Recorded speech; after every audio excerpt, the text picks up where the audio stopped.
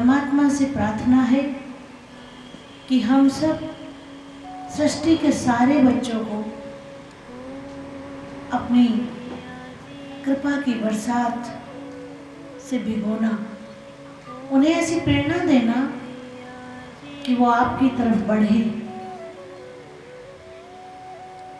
उन पर आपकी दया दृष्टि हो, उन पर आपकी रहमत की दृष्टि हो, इस सृष्टि पर आपकी दिव्य दृष्टि हो, आपकी दिव्य दृष्टि पड़े सृष्टि पर। काल चक्र के पंजे से तो कोई भी नहीं बच सकता, कोई भी ऐसा जीव नहीं है जो काल चक्र के पंजे से बचे। इसलिए साल कैसा होगा इसकी बहुत चिंता नहीं करनी है, प्रार्थना जरूर करनी है। प्रार्थना में बहुत बल है, शक्ति है, सुनी जाती है दिल की प्रार्थनाएं, पासा पलट जाता है प्रार्थना से। प्रार्थना जरूर करें, लेकिन बहुत अधिक चिंता ना करें कि नववर्ष कैसा होगा, क्योंकि जो वर्ष बीता है उस वर्ष में बहुत जो कोरोना वायरस ने सबको हिला कर रख दिया, सबको परेशान करके रख दिया और बहुत सी आपदाएं आई। अभी उससे संभले ही नहीं है, इसलिए डर लगता है कि नववर्ष कैसा होगा। ईश्वर से प्रार्थना करें कि हमारा हर क्षण अच्छा हो, बेस्ट हो। फिर भी किसी भी परिस्थिति में हम रहें, हमें घबराने की जरूरत नहीं है। स्वयं में परिवर्तन करें, जीवन जीने में परिवर्तन करें, जीवन शैली को थोड़ा बदल दें। हर परिस्थिति से डटकर मुकाबला करने की परमात्मा हिम्मत दे, कृपा दे, रहमत की बरसात करे कि हर परिस्थिति में हमारा हाथ हमारा परमपिता परमात्मा थामे रहे। हमारी जगदम्बा हम सब बच्चों का हाथ थामे रहे।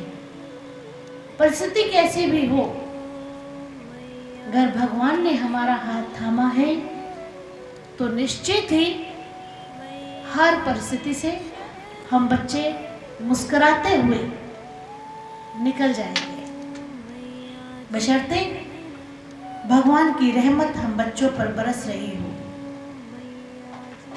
भगवान की रहमत हम बच्चों पर बरसे हर क्षण, उसके लिए हम बच्चों को करना क्या है?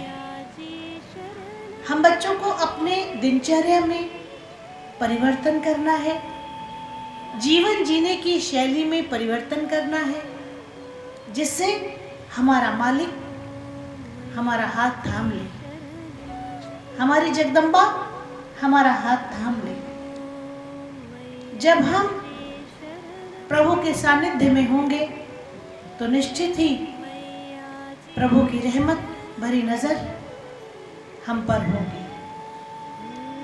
सद्गुरु कहते हैं कि यदि हम एक घड़ी भी ईश्वर की शरण में सच्चे हृदय से बैठे, उनके सानिध्य में बैठे और इस कदर बैठे कि फिर कुछ और दूसरा दिखाई ना दे, कुछ और सुनाई ना दे, कहीं की और सोच ना हो, बस उसका सानिध्य में बैठकर उसका ध्यान करें और उसका ध्यान ऐसा हो कि हम उसी में लीन हो जाए, उसी में खो जाए। यदि प्रतिदिन एक घड़ी का भी सिमरन इस ढंग से हो जाए तो ध्यान रखना, निश्चित ही हम हर परिस्थिति से मुकाबला कर सकते हैं। हमारे पास दो ऐसे अस्त्र शस्त्र हैं जिससे कठिन से कठिन समय में भी हम बच्चे उभर सकते हैं। वो दो अस्त्र शस्त्र हैं, एक सेवा, एक सिमरन। सेवा कैसी? निस्वार्थ। कैसी सेवा? निस्वार्थ, जो स्वार्थ से लिप्त ना हो, जो सेवा करते समय हम स्वयं रीझ जाए, हम स्वयं रीझ जाए करते हुए कि हे मालिक, इस भरी दुनिया में तूने मुझे सेवा का मौका दिया, इस भरी दुनिया में तूने मेरा हाथ थामा, इस भरे संसार में तूने मुझे दर पे बुलाया। हमसे बड़ा सौभाग्यशाली और कौन होगा जिसे आप अपने दर पे बुला रही हैं। एक ये अस्त्र, दूसरा कौन सा? सिमरन। कैसा सिमरन? ऐसा सिमरन कि वो सिमरन श्वास श्वास से हो, और ऐसे श्वास श्वास से हो कि श्वासों के मनकों पे